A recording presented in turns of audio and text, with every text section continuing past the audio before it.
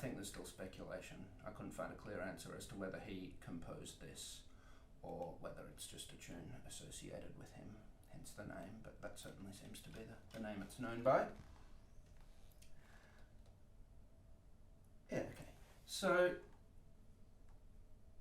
maybe the thing I wanted to talk about is why I'm playing these two tunes together. And I think there's sort of two things I'm trying to do by coupling them together. The first is that I really like tunes that, I like to build my sets around sort of little thematic devices in common. So that you could cut a bar, if you like that terminology, out of my playing and not even be sure if it fits in the first or the second or the third tune. I always enjoy that sort of thing because that way they're like constantly referencing one another. It's not like this sudden, exciting change and then you're into a totally different thing, which certainly has its place, but is not something that interests me so much. And these ones in particular, there's things in common, but one of them is actually the very beginning of the tune. So for instance, beginning of Rick's, and then the beginning of Charlie Mulvihill's. Or you could play. So it's just that first 5 notes, really, which is not a huge amount of material, but I kind of like it just because it's the very start of the tune, and that sort of implies that it actually takes a while to notice you've even changed tune. When I won't do it, but when you play the end of Rick's, and you could be playing that a third time, but you're already into the next tune, and then you do the thing that, which is a very different thing to what Rick's does there. And I think that's sort of interesting because you're primed for the change right on the start, and instead I just delay that a little bit. I'll delay the effect of the change a little bit. The other reason I like to put these two tunes together is, to me, they're constructed in opposite ways, even despite some similar material. And what I mean by that is that, let's take the second tune to start with. To me, that second bar is a really ear-catching thing. I'm talking about however you want to play it. You don't expect that tune to go there, certainly not so quickly. You kind of expect it to just keep chugging along. Whatever, I don't know. And instead it does this quite abrupt transition into almost a different rhythmic feel.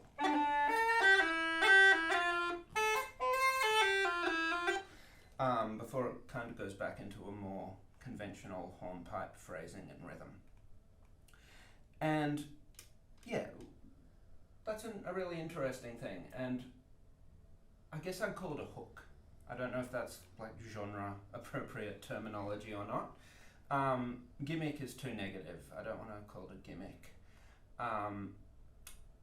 But it's like the kind of little trick that the tune turns on. And if I forgot this tune and thought to myself, how does Charlie Mulvihill's go? I would very likely actually construct it back from that hook. That's how it goes, that would be the bit that's stuck in my head. And I don't think a tune having these kind of hooks is either a positive or a negative thing in itself. It's just a thing.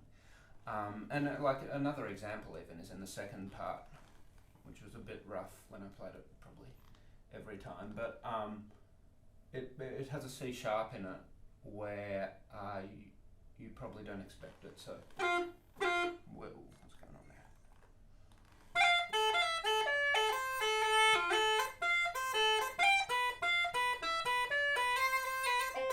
That one, and then the C natural comes back in towards the end of the tune.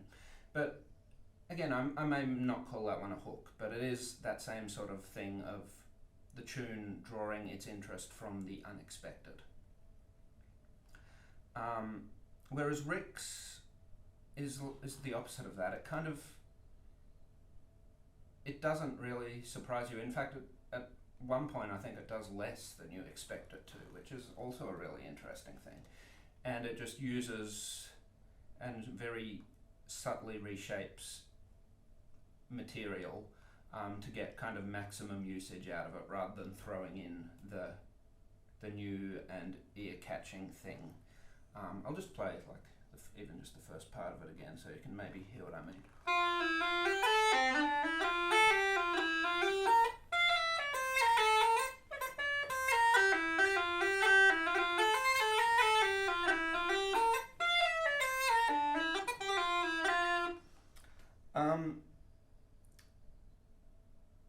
And a bit I'll talk about more soon, but in the second part, this is where I said I think it does less than you expect it to. So just listen to this.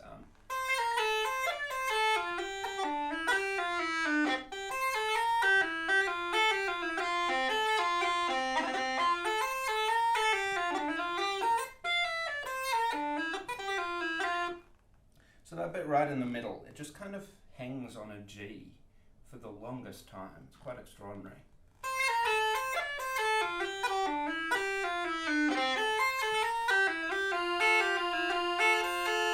Sorry.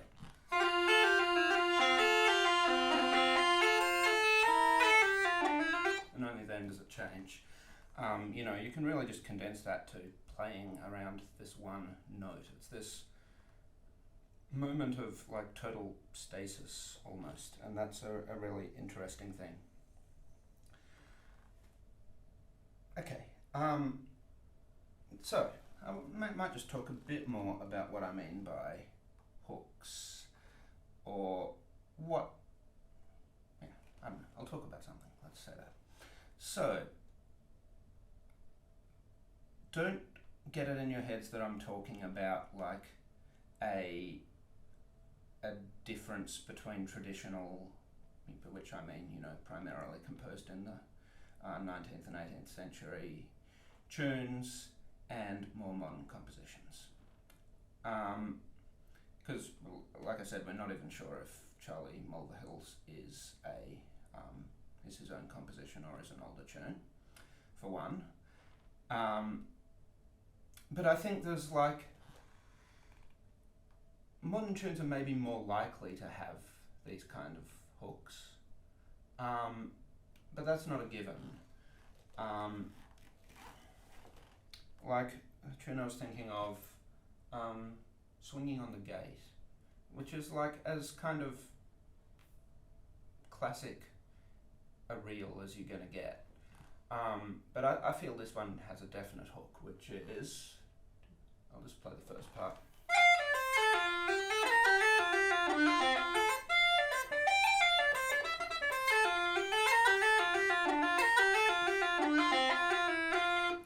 I feel that fact that you have a bar that's just repeated.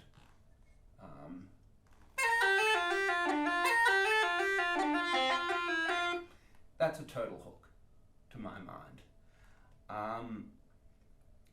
That's something you don't expect from listening to the first, 6 bars of the tune. There would be a totally conventional way to end that doesn't repeat that bar. And it kind of, at least to me, jumps out at the listener. And if I, like I said, if I forgot Swinging on the Gate, I would probably think, oh, it's that tune that has that repeated bar. I think it starts on a C. There it is. And that would be how I reconstructed it in my head. And equally, I think there's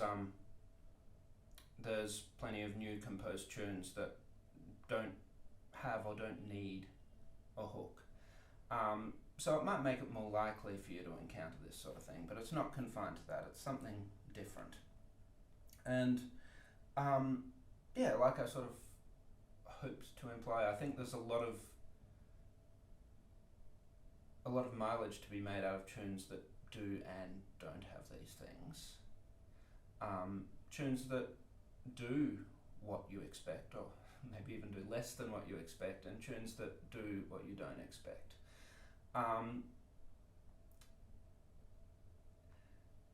What does annoy me is when you find a tune that has a really cool hook, and once you've been playing it for a while, you realise actually it doesn't have anything to really support that.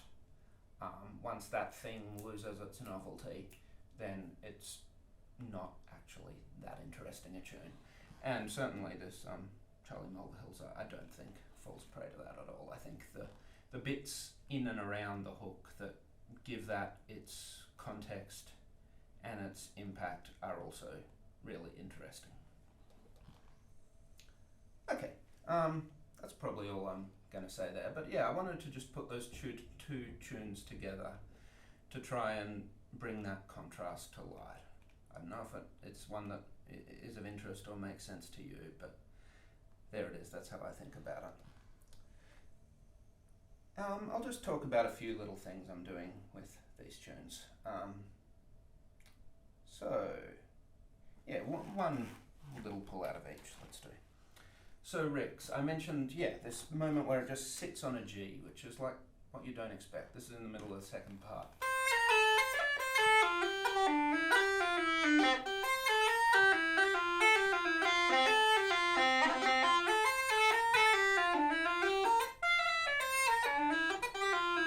Right? So one thing, I think I tried to play it differently every time, because I do find that thing really interesting. So I'll try and go through what I did, hopefully I remember. I think maybe the first time I did the O'Flynn Cran, so I'm just trying to find somewhere to pick it up.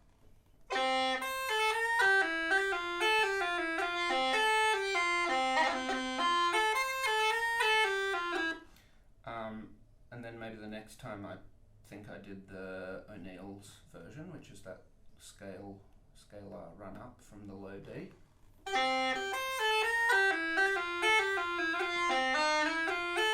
Oh, sorry, I dropped out some notes there.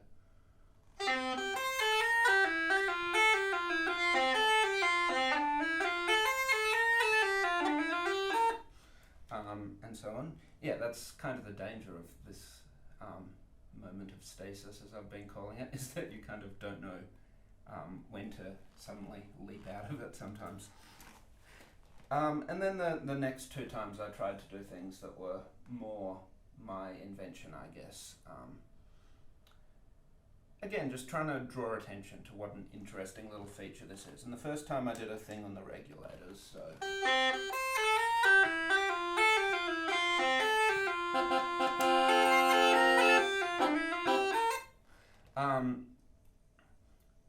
Again, and I'm just holding a note on the chanter there.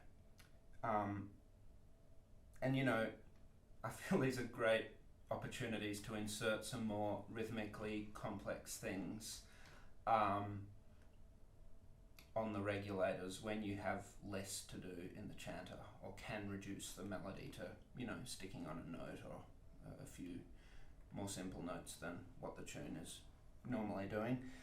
Because, you know, I don't know, I might do something like that, playing a more complex melodic tune, but there's at least a chance it would totally fall apart if I tried to do something like that. You know, even in the middle of this tune where it's sort of moving up. I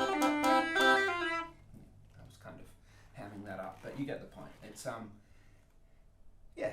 it's a good opportunity to introduce something more complex on the regulators and know that you can reduce what the chanter is doing to something simpler, which is not just taking the easy route out, even though it is that, but it's also then drawing attention to the thing you want to draw attention to. So yeah, I often look for those sort of opportunities if I have an interesting idea I want to explore on the regs. And then the last time was a melodic variation, and this is one of those things that, you know, I did sit down and craft, for want of a better word. And certainly I'm not opposed to that in any sense, nor am I opposed to the variations, probably less, probably, at least in my case, closer tied to the tune that emerge more spontaneously when you're playing. This wouldn't come to me in the midst of playing this tune, is what I'm getting at. But yeah, I'll show you what I'm doing.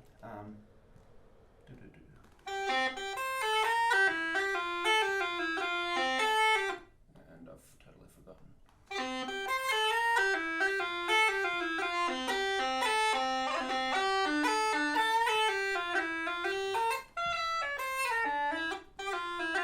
So what I did there,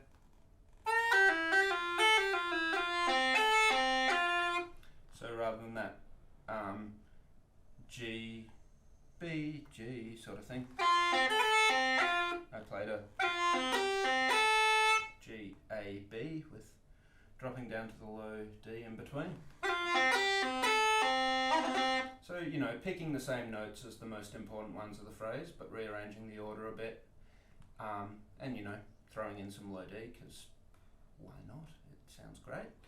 And then doing the following bar, kind of the very logical extrapolation of that material, starting it on the A instead. I think I did it off the leg. So A, B, C, which conveniently takes us right to where the tune begins a phrase with a C.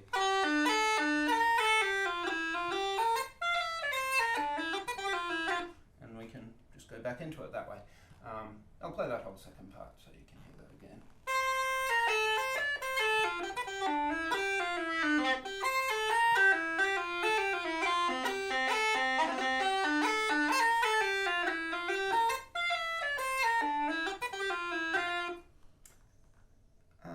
Probably don't need to say any more than that.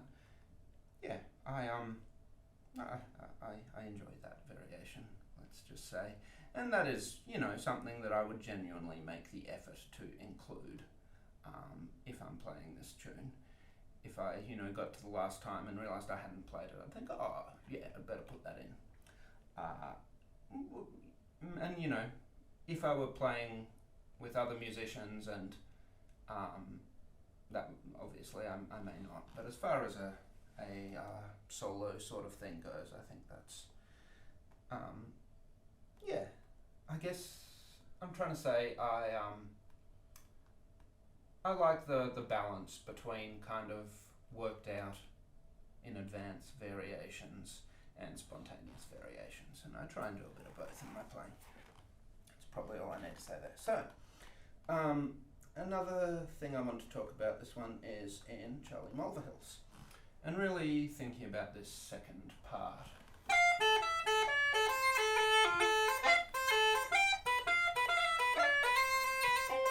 Which is, you know, still kind of getting comfortable for me in some ways, in terms of my fingers, but that's okay.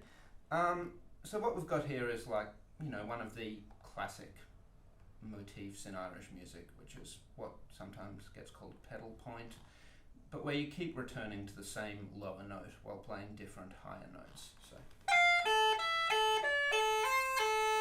and then say, you know, same principle as like,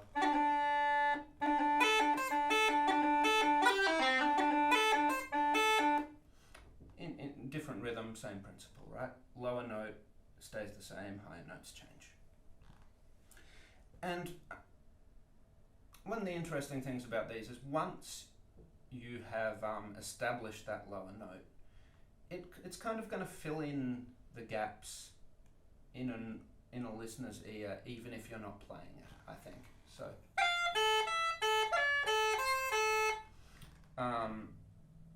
so essentially you could get away with playing, even though that wouldn't really be a sound hornpipe rhythm or anything, but as far as having that same effect, once you've played it once, the listener kind of knows to put it in there. And that means, at least to my mind, that you can start doing some other things with the higher notes. So, I think was one I did. Really, any of them you could do a kind of a triplet starting on that note.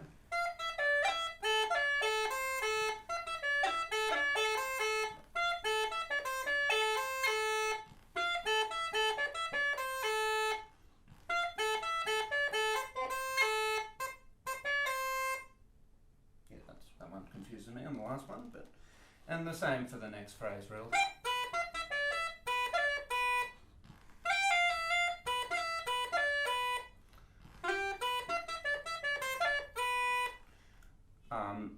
And yeah, I'm not quite up to the point of putting some of those more complex ones in and not losing the flow of the tune in this one, but that's sort of what I was aiming to get at with some of these things. And I guess part of why I'm doing this is that I feel that those pedal point figures are maybe less effective in their pure form on the pipes than, say, on the fiddle, where that low note will actually continue to resonate. That string will continue to resonate while you play the higher notes. So it kind of, you get two voices happening almost. Whereas on the pipes, the moment you stop playing that low note, the moment you start playing the high note, you stop playing the low note by definition. And unless you're playing in a cathedral or something, it's not going to have much life after that. So, I mean, obviously these tunes are full of these things. There's no way around them. And it's not that they sound bad on the pipes. But to me, that is just a less interesting figure in its pure form than it might be on a fiddle, for instance, or on various other instruments. And that's why I kind of start thinking, well, what can I do to give that a bit of life and motion?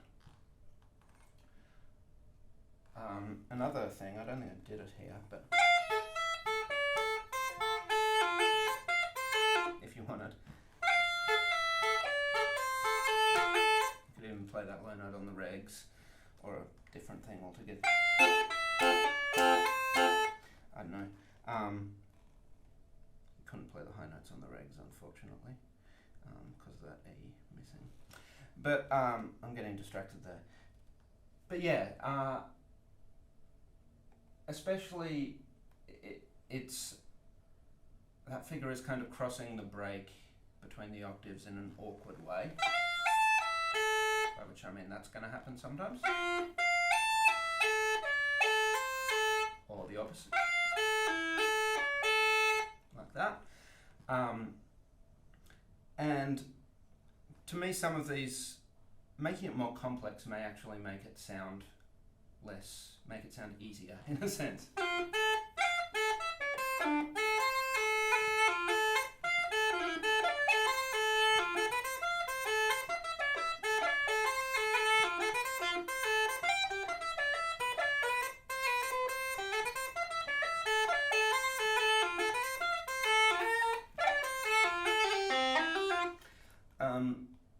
Yeah, kind of not drawing attention to that awkward movement on the chanter as the most important part, even if you're doing it, but not drawing attention to it, I think maybe has some value here. And the other thing I was doing to try and give that a bit of life is lifting the chanter off the leg at times. So you could do them all pops, really. And I also like doing some trills while you're lifting the chanter. Or even